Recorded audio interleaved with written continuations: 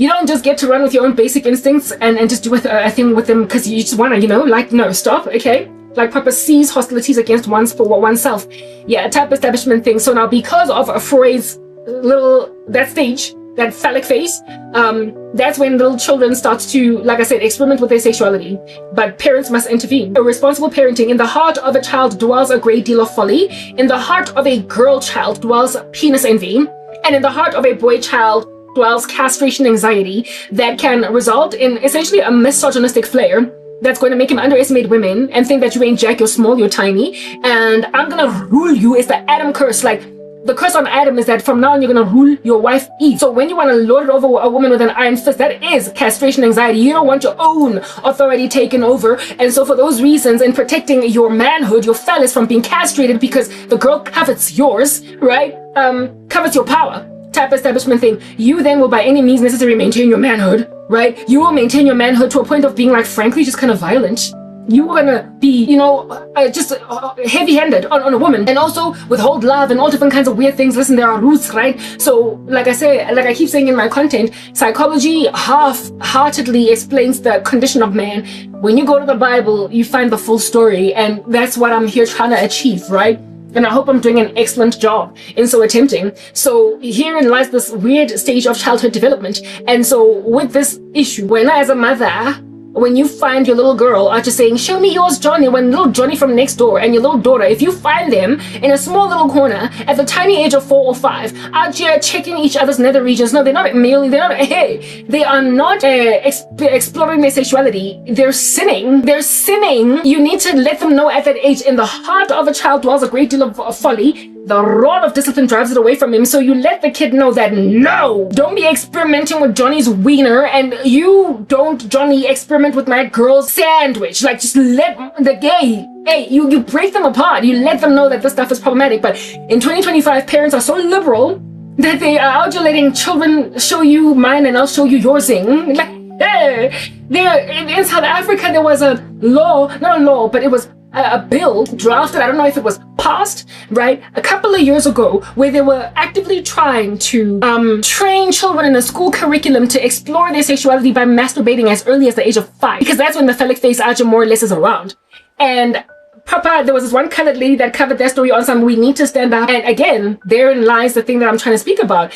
You be thinking that your government is crazy and so you're all going to die down here. You be thinking that your government is crazy so everybody is in a dystopian nightmare, until there are people that rise up and say we need to stand against what is being infiltrated into our schools, into our education curricula. Because what the heck are they trying to teach my 5-year-old child in crèche, in preschool, in kindergarten type setup thing? Hey, to masturbate? But our crazy deep state Illuminati nonsense government thoroughly try to teach children to masturbate at the age of 5. They're not trying to drive out that ill discipline in the child. They're trying to infiltrate it. They're trying to say, run with your basic instincts, your passions, your total depravity. Hey, your human heart that is deceitful above all things and desperately wicked. Just run with it, baby. Run like Forrest, just run. That was our government. But there were people that rose up and said no. So I don't know. I haven't ever since then checked what went down. I have not checked whether or not it was finally passed, that proposed bill. But they thoroughly were trying to teach kids to masturbate in my country, in the South Africa that you're working at today. They were trying to do that. I hope it did not succeed. Yo, anyway, you go do the mathematics. I'm not sure what's given. And but whatever, right? On the dust, I'm out of here, right? Like a vamoose. I'm just skedaddling. Yeah, Mara, that was a whole thing a couple of years ago. That was out here tabled before us all, go parliament, and Cyril Ramaphosa, he just wakes up the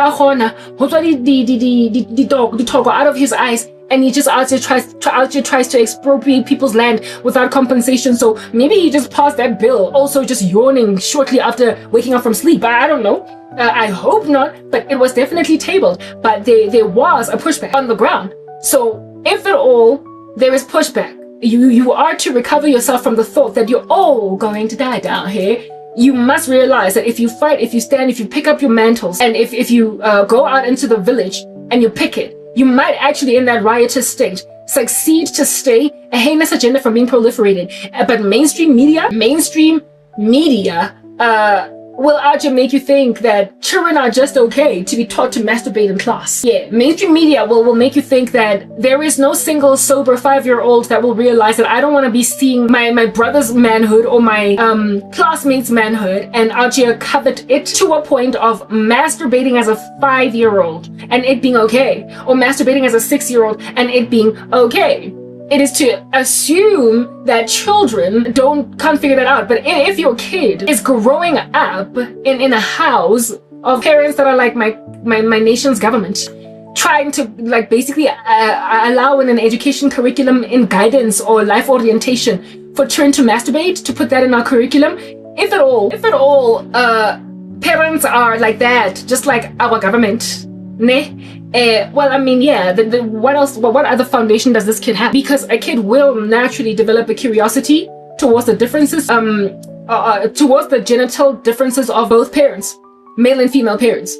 They will notice the difference. They're observing, they're looking around, and they're figuring things out. They're seeing differences. And so when they notice these differences, but they live in a household of just these liberal, like bride brainiac, like bride noodle brains, like when they live in a household of mom and dad, the liberals, like their children growing up in ancient Mesopotamia in some crazy anti-Semitic like state, they're living in ancient Moab, worshipping Chemosh, and the kids think that it's okay for them to walk through the fire as a holy sacrifice of themselves in quietness.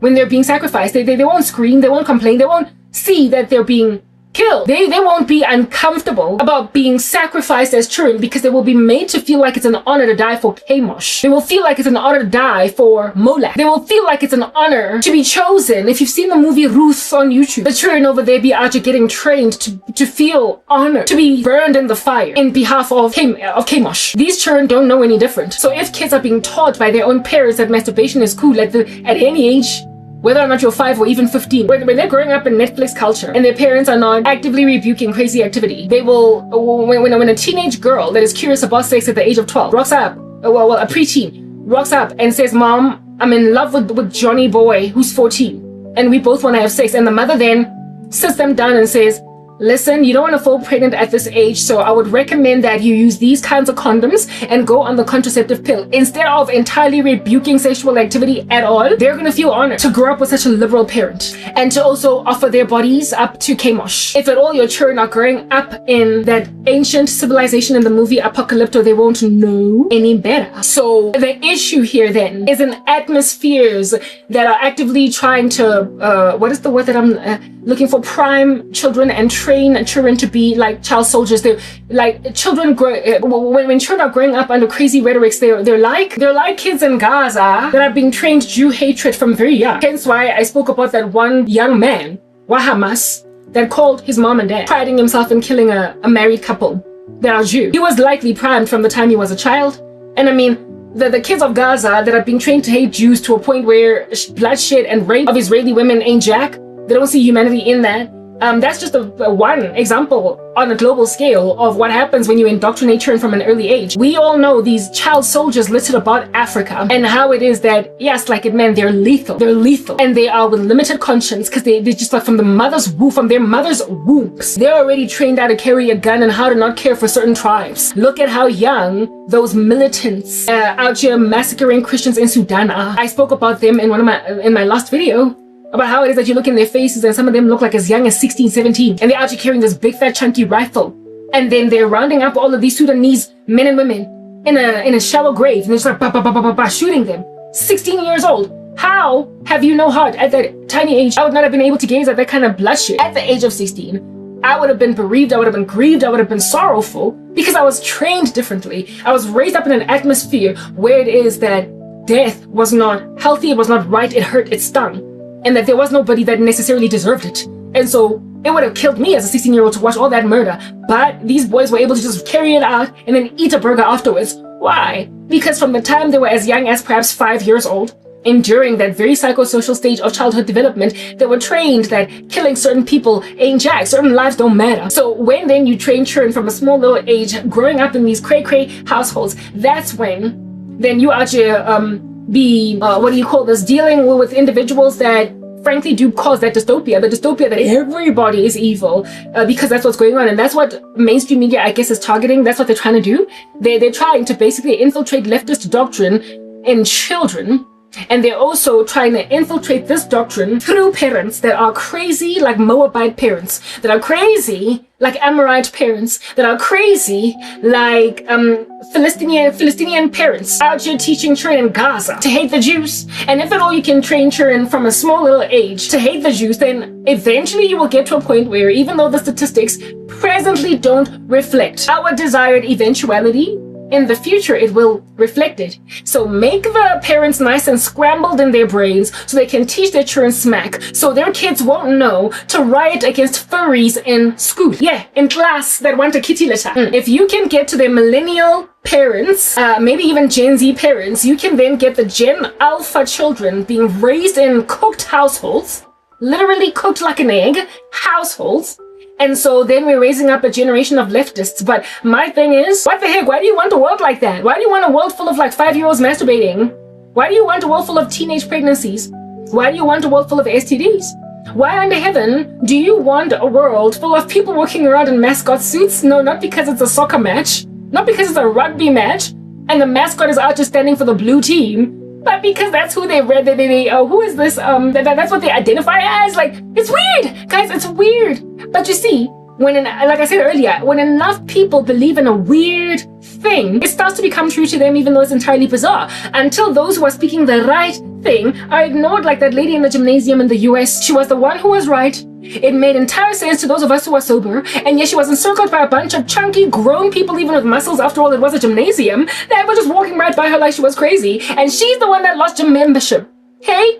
Everything that is good is called evil, and what is good, evil is called good. The world is flipped upside down on its head, and people are walking backwards, and they're upside down, right? Where, inside out. Their jerseys are inside out. They're not properly worn. And so with the world looking like that, I'm sorry, that's what eventually results in the end of the world. That's what eventually results in the Red Queen necessitating, we're all going to die down here. We're all going to die down here eventually. The rhetoric on the mouths of Christians, of prophets, and what have you will be, you're all going to die down here. It's gonna get there. Because at this rate, if at all there is no restraining power, if there is no restraining force, if there are not enough voices on the ground to out here uproot trash out of the brains of indoctrinated children, if at all there are people of that nature, and also if there are not enough households retraining children, if at all there are not enough households training children up in the right way, and since kids also tend to influence each other, trust therefore that your sober, mature son will then retrain his furry friend that this is not right, it's not normal, it's not human. And if at all this friend will then be changed, they could then conquer the weird household that this kid grew up in, and so retrain them, acclimate them to a rather normal way of living. If at all there aren't enough voices on the ground standing against insane culture that's losing their mind, the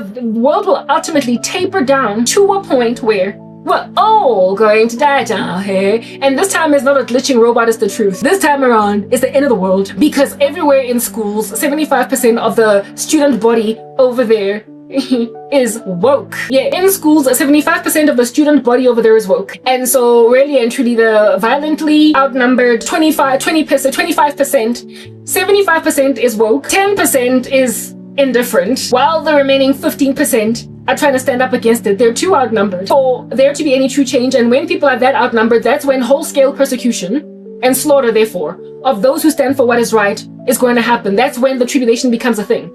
That's when beheading people for their testimony in Christ becomes a reality. But for as long as there are enough parents training children right in their households, there will always be enough children at school standing up against crazy, weird stuff that's obviously weird.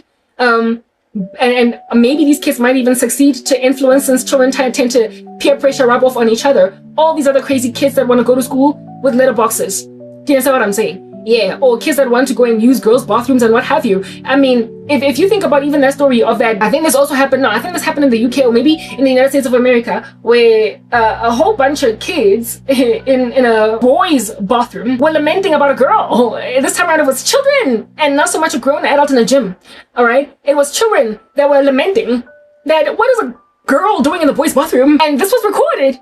And this girl was like, I identify as a boy. And the boys were like, whoa, like, get out. And all the kids that lamented were, there were kids, there were children there that were Christian, and there was one Muslim boy that lamented that what's a girl doing in our bathroom? And the Muslim boy, listen to this leftist politics, the Muslim boy was let alone because he's Muslim. He was left alone, even though he also complained that there was a girl in the boys' bathroom, while the Christian boys were facing suspension from the school. And of course, the girl that was in the boys' bathroom was the victim. Weird stuff like that. But was this not taken up by mainstream, by conservative media as a bizarre story? Do you understand what I'm saying? And also, the majority of the boys in that bathroom were unhappy about what in the world was going on in there, evidencing that children are not trying to have this be pushed down their throats either. Enough of them are complaining, but these people are so crazy that they're willing to go and grab the one weird girl that wants to chill in the boys' bathroom and risk rape. Yeah, they would much rather take up her cause, because this here is for the future. My point exactly. It is like the Pareto principle. If at all you have studied in management the term called Pareto principle, a Pareto principle has it that, 80% of all the calamity, essentially, in any given ecosystem caused, in any ecosystem that eventuates, is caused by 20% of its inputs or its causes. 80% of the effects have got 20% of causes. So essentially, when there is a disaster that strikes in any given ecosystem, it is caused by a remnant, a small number of people, but they're gnarly enough to make a big enough disturbance, which is why militia don't have to be that many to out to massacre an entire village. They just infiltrate so much fear that people don't rise up against them, even though the people are rather in the majority. It's also like what happens in a neighborhood where there are gangsters. The gangsters are violently outnumbered. People can get arms. People can rise up against a local gang, but they won't out of fear. They don't want to lose their lives, even though they can get arms legally, and so therefore defend themselves, and so eventually conquer a syndicate, a gang, like gang violence in that community. They won't deal with 200 gangsters in a community of 100,000 people because of fear. It's the Pareto principle, like all up in your grill. It's the Pareto principle. 20% of individual inputs are to account for 80% of whatever calamity befalls that ecosystem. So all this like leftist politics nonsense is also following the Pareto principle for the larger majority. It is also following the Pareto principle because in favor of a few crazy people that want their worldview to be the reality because they are living in an anomaly, they're living on an outlier, they are unprepared to repent, they are unprepared to seek the Lord's face to cure them of their difference, they are unprepared entirely to essentially realize that they are not normal and they need to seek out whatever it takes to be normal. Instead of doing conversion therapy, right? You would much rather convert everybody to your narrative, and because people don't want to repent, because people don't want to be confronted with their sin, because people don't want to admit that they are nonsense, because people, they would much rather just make everybody else, frankly, just kind of accept indaba yokuthi kunjena. And if at all you don't want to accept it, I am going to run with the rest of the human race whose hearts are deceitful above all things and desperately wicked, who are also slaves to sin, who were conceived in sin by their parents, who are such slaves to sin that because it's just such an onerous, tiresome, burdensome, and laborious task to repent, I am going to find favor in those people who say, don't repent, you are born this way, because they think they're Lady Gaga, okay? They want to say I was born this way instead of actually work out their own salvation with fear and trembling, because it's just so much easier to glide in sin. It's so much easier to glide in sin, and so they will literally find support from a cool, big, fat, chunky media network, because all the executives of that network in and of themselves are aware of the fact that it's so hard to be righteous. And frankly, I don't even want to be righteous because I'm a slave to sin. So I can get away with my particular niche of murder. I'm gonna allow this niche of murder to go down so we can all just be like, baby, I am a hard, knock, intense, crazy person. I was born this way. They will make like Lady Gaga and be Gaga as well. But look, I was born like this. And so because everybody just wants to be born like this and be left alone in that state, they will also support crazy other people that are similarly, crazy people that are similarly rebellious to God. They will go and grab all these individuals in these uneasy streets of South Africa and elsewhere and be like, we were born this way. sci-fi. 1 second? Yeah, rather than that. But you see, the Bible also says a little sleep and a little slumber and a little folding of the hands to rest, and poverty will overwhelm you like an armed man and scarcity like a bandit.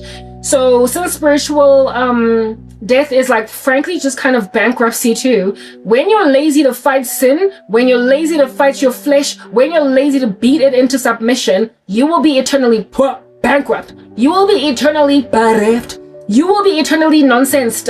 And so for those reasons, you ought strive to enter the kingdom of God, for many on that last day will try to enter in but not be able, okay? All right, child. Yo, is you listening, baby? If you don't want to listen, you don't got to. But it comes hiding. And I will wait. Yeah, my point exactly, right? They don't want to be doing no kind of repenting because it's just really hard work to do that, right? Working out your own salvation with fear and trembling is a whole feat. Do you understand? And so because it's just such an onerous task, most people don't want to do it, so they will stand for other people who don't want to conquer their sin. And in the end, it's going to be so very many people on the earth that are unprepared to essentially toggle their consciences. They will want to ignore their consciences as to what is wrong and what is right. And because it's so hard to be righteous, since they are slaves to sin, they don't even get explained to as to why it's so rough to conquer darkness. It's because you're a slave to sin and you cannot come up out of it apart from the Holy Spirit. He has come to set the captives free, Jesus Christ. He has come to bring liberty to the captives. You're a captive. So acknowledge him and he will make it easier for you to embrace righteousness. He says in his word, "Come to me, all of you who labor and are heavily laden, and I will give you rest. Take my yoke upon you and learn from me, for I am gentle and lowly in heart, and you will find rest for your souls. For my yoke is easy and my burden is light." His burden is light. Basically what it takes to conquer sin, when you have the Holy Spirit, he enables you to put to death the deeds of the body. So it makes the burden of overcoming this onerous, heavy, like weighty flesh that much easier. Christ is the enablement to basically cure you from your slavery to sin and make you a slave to him, so that you will love that which he loves and hate that which he hates, and be enabled to conquer the body of death. That is what the cross promises you. Man, people don't even want to get all up in that interrogating business. They don't even want to learn. They don't even want to find out. They don't even want to, just basically kind of check it out as with a microscope. They don't even want to try. So they indoctrinate children. They figure all of us, we want to be gay one day, all of us. All of us, we want to be trans one day, all of us. All of us, we want to get drunk and be merry, YOLO, only live once, and be entirely selfish, all of us. All of us need to be able to get by our own, by any means necessary, to a point of using witchcraft from here to Timbuktu until everybody is dead in our families, all of us. We want to keep on legalizing abortion and having as much sex as we want without there being consequences of all these pregnancies we keep on bringing into the world. All of us. All of us want to, proper. They all just want to have their fill of sin, even though it makes them feel uncomfortable. And then the way that they deal with their guilty consciences is by collectively agreeing that there is nothing wrong with the way that you are. And so they basically gather for themselves a great number of teachers to teach them what the itching ears want to hear. They gather for themselves everybody that will make them feel comfortable in sin instead of dealing with the fact that they're obviously uncomfortable with it. They help each other be comfortable with it, okay? And so because then they help each other be comfortable with it, they then indoctrinate children through a Pareto principle. It is essentially a terror network of gangsters in the community that, because they've got big fat junky bazookas and can threaten you to obscurity, they then wreak havoc in the peace of an entire neighborhood. Listen, a neighborhood. They wreak havoc in the peace of an entire neighborhood, even though there are not that many people. So listen, little by little, piecemeal by piecemeal, nibble by nibble. That's how the world is going to ultimately get to the dystopian nightmare of we're all going to die down here. It'll eventually get there. We're now 75% of children just want to be furries in a primary school. We are not there yet. I don't even think we're near it. I don't even think we're close, right? But Pareto principle is enough to terrorize an entire neighborhood. It is enough to destroy an entire ecosystem's morality. It is enough to cause a whole company to it is enough to cause an entire company to retreat in fear. Like at MTN, where I used to work as this wig, I don't even know why it's falling off my head, but you know whatever. We alter and we adjust, because I mean proper, we ain't even trying to lie. This is a wig. Like that's what it is. Anyway, whatever. That's what happened to me at MTN. The majority of staff members on the ground knew that I was being done dirty. I was being done in under. I was essentially being destroyed. And however, because of a small number of little miscreants, and because of how powerful those miscreants were, they were executives, right?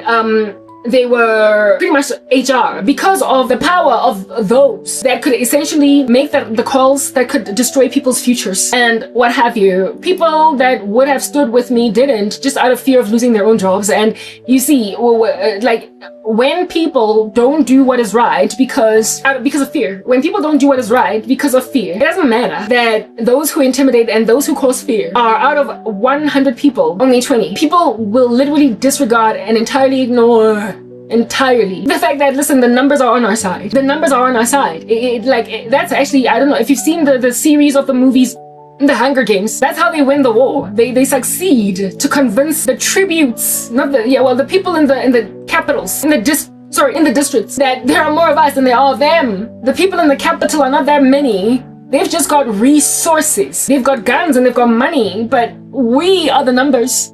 And that's also how Katniss and them it's not Catching Fire.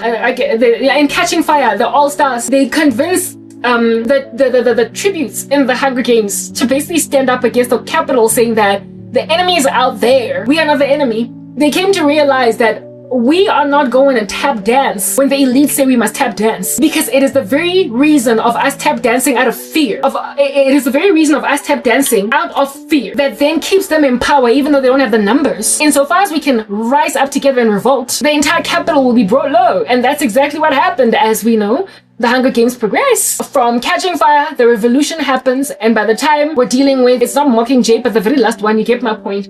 Yeah.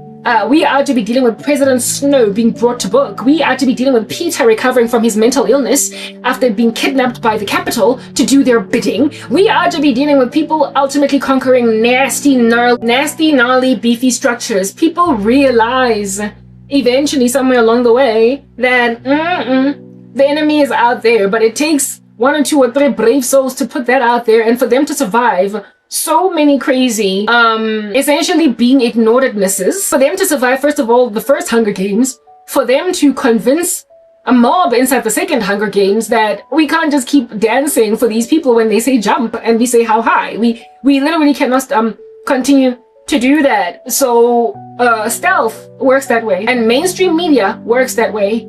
And I am picking up, noticing weird little crazy, gargantuan, like mammoth channels on YouTube that are out here so famous and so popular, pushing a narrative that is entirely catastrophic. And when you go in their comment section, you will feel just a dystopia overwhelm you until you think the world is over, until you realize that there is a severity of desperation on the part of those that are walking within a Pareto principle. The desperation is in the recognition of the fact that they're small in number in comparison to the reality, but they're trying to fulfill an alternative reality, and they are trying to basically, they've got a 50-year goal, a 60-year goal, a 100-year goal, and they are going to get to the world through lies.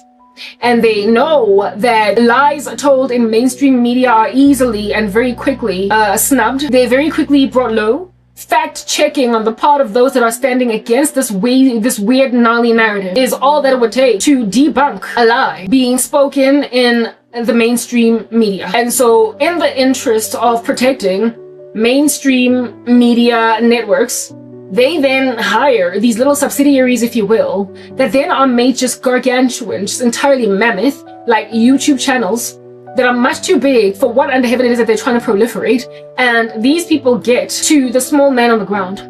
They get to the small woman on the ground. They get to indoctrinate Gen Zs and millennials that they might raise their children up in apocalypto, weird little crazy ancient civilization with no real manners. Yeah, they do that. They hire them out so that they can start to change the climate and the culture of an entire country, of an entire global citizenship. And my thing is, what the heck is wrong with you? Why do you want the world to have children that are wearing mascot suits? And why do you want an orgy world? Why do you want a world so full of immorality? I mean, immoral structures, immoral worlds, immoral ecosystems destroy countries. That's history proven. Nobody needs to be even interrogating it too deeply. It evidently destroys countries. So if at all you want to destroy countries, what then are you trying to achieve? Because you know that a dystopian world is not sustainable. But if at all you actually want to run the world, you have to get them in a dystopia so they can lean on you for everything. So you demoralize an entire planet of people until it's being run by a, yes, one world government. Until it is being run by, yes, a one world religion where there will not be any single dogma belonging to a sky god that is unseen and with moral absolutes, because we need to be able to do whatever we want to do. It's the whole building of the Tower of Babel again. It is it's one or two people literally who run the world, who are trying to make it so immoral that ultimately it will implode on itself and lean on Big Daddy, the Big Daddy of which is global deep state, whatever you want to call it. Like, that's all that I can think about. Why would any country want to proliferate children wearing mascot suits at school and taking kitty litter over there to poop and pee in it as people? Why would they let that happen? It's obviously bizarre, it's obviously insane, it's obviously crazy. And the people who are doing this are not in and of themselves mentally ill. They know that this is going to destroy countries. And so if at all it destroys countries, they must have one other bigger mission up their sleeves, up their pockets, aren't they? Don't they? Of course they must. They must. So when I saw Redacted, I was like, don't come at me. Me, I'm not living in a dystopia. Futhi, I believe in Jesus. Don't come at me like a bonga metatswape santi ungafuna ukuphuma boy. Mina ngizokhipha ungazingeni. Kuyapera bonga usikaqonkela mohara my barrack engathi G-string ngifuna comfortable mina all the day long. I want to be comfortable, cover my entire nether regions proper. My butt cheeks out. I'm putting G-string, and what is this Redacted was actually making like a G-string. I was like, I'm sorry, it's too uncomfortable. Swimming pool how do you get it? Give me my modesty back. When I was inside, when I saw this thing, first of all, go Redacted, I go in and I notice that they are just insatiably anti-Semitic. I noticed that they're anti-Semitic through this video, but then I also noticed something else. I noticed that anti-Semitism is bizarre because the people against whom the world is at odds right now, or at least those the portion of the world that is at odds with them, are evidently innocent. Yeah, it makes sense that even their channel should be called Redacted because they're trying to take away the truth from being spoken. They want to take away certain portions of veracity. They want to redact. No, thank you. Okay. Yeah, that's what's giving. Anti-Semitism is mental illness. Anti-Semitism doesn't make sense. Anti-Semitism is obviously spiritual because the individual against whom the chunk of the individuals against whom the world is against in this fashion is provably the better guy. They are provably the more reasonable person to favor in a court of law. Provably. They are the better person. They're the ones with whom if you stand you are safest, and yet nonetheless it exists. It shows a spiritual cancer on the part of the earth, and it also shows a paid-off conglomerate of people that are happy to punt it. For what reason? All that I can conclude is that it's a deep state attempt to create a deep world. Never mind deep state, like a one world government, but like proper. It's gonna get there, O Tower of Babel, and all of these people don't know what they're doing. Just like Christ on the cross dying, forgive them, Father, for they don't know what they do. They don't know what they're doing because if they did, they would stop. All right. They don't want to worship Satan deeply, not truly, because if at all they knew exactly what they were doing, they would stop. Nobody wants to go to hell forever. And also nobody wants the Orwellian dystopian nightmare of the Antichrist reign. The Antichrist system is too dystopian. It's too dystopian. When you can't see the sun in the sky, and when you can't feel the rain on your skin anymore, because it's all acid rain, nobody wants to live in that. When crops don't grow anymore, but they are out here being, when crops don't grow organically anymore from rain and from soil, sand, chlorophyll, sun and everything, but they have to be sort of kind of made in greenhouses that are incubated like weird. Think you're living on Alpha Centauri or whatever. Think you're living in outer space in the show The 100. On that day, you're gonna miss good old-fashioned trees just popping out after a rainy season. Good old-fashioned budding leaves. Okay? You're gonna miss leaves. You're gonna miss roses. Yeah, nobody wants the dystopian nightmare that they're contributing to building. All of you crazy content creators that are being paid a chunky millions in order to be anti-Semitic, listen, you're never gonna see a real rose again one day. But anyway, whatever. You're selfish because you are looking at your own little unique silo, individualistic you. One day you're not gonna be able to breathe, okay, all right? Because there's gonna be any more air. But hey, you got a cool house. You're not gonna be able to take whatever under heaven it is that you be out to trying to achieve in your little unique silo. Anyway, whatever. You mongrel, you like a cactus, sit on it and like burn. Anyway, whatever. So the Redacted, I go in there, I click on it, And then the hosts in that show start speaking about how I don't know why the world is out here not trying to show just how evil Israel is. Israel, I was like, I was glitching, like I was twitching. I was, oh, you're all going to die down here. I was starting to like, you know what I mean? I was starting to have that glitch and that twitch. When they said that, so I paused it and I go in the comment section and I see all of these people that want to believe that Israel ain't Jack. And I mean, among the comments were weird stuff like, I don't know why everybody keeps coddling Israel. They need to realize that this country is just sheer evil. And then other people, they are just speaking about how it is that they need to be eliminated. The anti-Semitism in the comment section. I was like, goodness, no, I need to unsubscribe from Redacted. I need to make sure that I never get recommended this channel again, because I don't want to be robotic and out here twitch and glitch and short circuit and say you're all going to die down here, because I'm realizing that the world has come to a blistering end now. Anti-Semitism has reached a height. The cup of staggering that is Jerusalem is about to cause Ezekiel 38 and 39. We're there, and so because we're there, all I can prophesy on the rooftop now is that the end is here. The rapture is happening. Get ready. Get your affairs in order. We're going in the sky. We're going to see the Lord seated on the throne like Isaiah. But this time around in incorruptible bodies. So there won't be a need for burning coals to make our lips clean again. We're going home. No. Yes, sure, eventually. But not yet. I saw that I was going to glitch and twitch and look like a short circuit. And I needed to get out. But guess what Redacted was covering to make it look like Israel was this nasty, gnarly monster. I'm making a point. Mainstream media is like Redacted. They are out here proliferating wrong information. But you see, you cannot put certain information on CNN.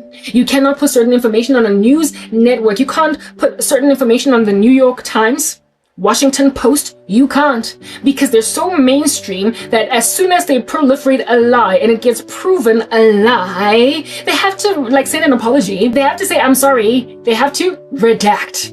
They have to recant. They have to retreat. They have to correct themselves. You will know how artificial intelligence bots are to be producing images coming out of Gaza that ain't the real deal, but they, through these independent channels, amass for themselves just gazillions. They amass for themselves gazillions of views.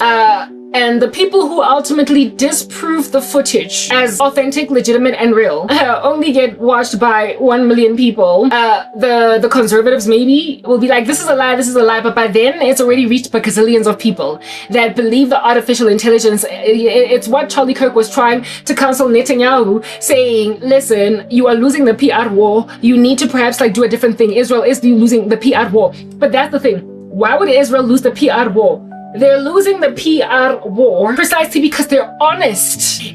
They're honest. People who win PR wars are fabricators, they're liars, and they're happy to recant a statement, but only once it's done the damage. It's like back in the day. You will remember how celebrities, when they were starting to fizzle out, when celebrities were starting to fizzle away, you know how they would do whatever they needed to do to win understanding in the media, to win attention again in the media. And their whole mindset was any kind of PR is good PR. Any kind of news is good news. Any kind of coverage is good coverage.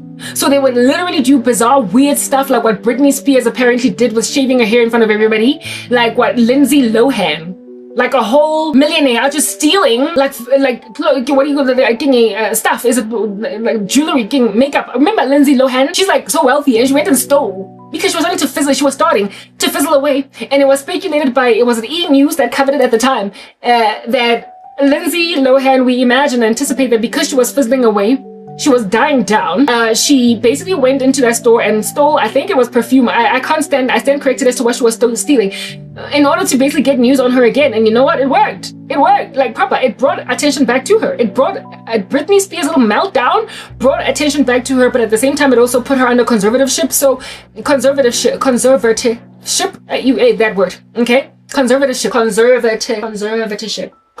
Yeah, she was put under her dad's iron fist or whatever, and still to this day she's struggling to come up for air. Oh, Britney Spears. But apparently, allegedly, she did all that because she was apparently advised, or she was starting to simmer down, and so anything to get attention.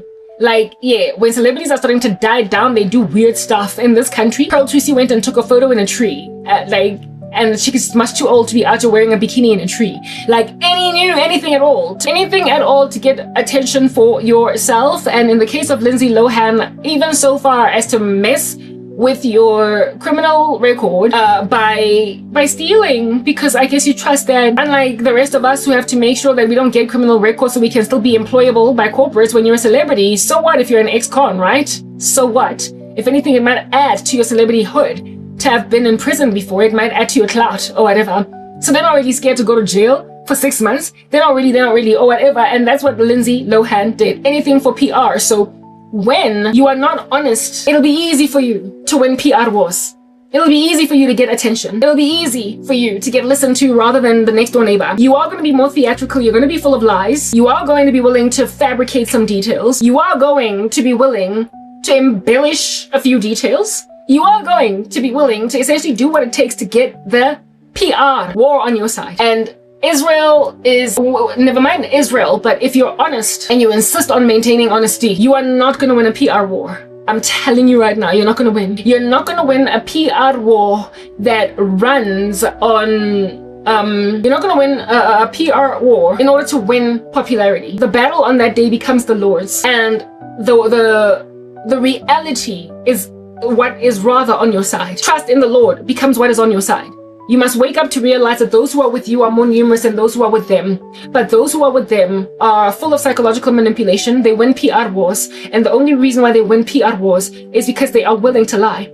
They're willing to embellish. They're willing to fabricate. They're willing to add weird, little, strange, extra information into a space. And they also are willing to recant, redact, retreat, but only after the damage has been done. They know that once you leak a nude, or once you put an ISIS beheading online, there'll always be people that'll have it, even though it is deleted on the social media platform.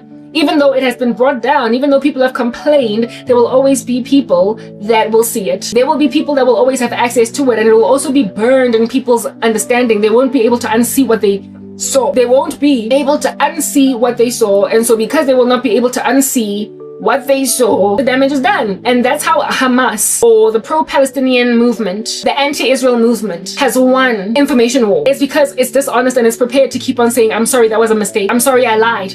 I'm sorry, I this. I'm sorry, I did not fact check.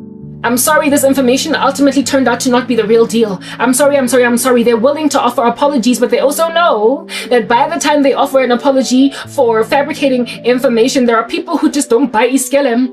They already trust the lie, and they are also not going to happen upon the I'm sorry. And again, the apology also tends to be, while the initial wrong information, the PR nightmare proliferation was done in like the front page of this particular publication, the apology will be on page 7.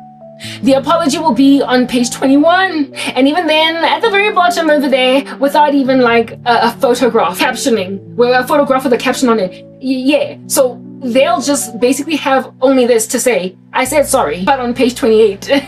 I said sorry, but on page 3, even though I shared the lie on page 1 with a massive headline, a huge photograph, and a massive lie. Do you understand what I'm saying? Yeah, and so given that that's a thing, most people who will have caught wind of this false information will never even know that it was false because of the fact that they're not going to page to page 27. They're not going to go to page 9. They're not going to go to the bottom of an article. They're not. They're just going to like look at what is rather being presented to them. And since most people just run with groupthink, since most people just run with what is being told to them, since most people run with the grapevine, since most people are just lazy to self-research, self-study, they're not going to do their own fact-checking. Most people did not go to journalism school to learn how to fact check or to, you get my point. Most people just don't care. They just run with whatever is being told them. Even the Bible says that the Bereans are more noble than most because of the fact that after Paul and them have taught, they go in the Bible and the scriptures to verify, to validate that which is being taught by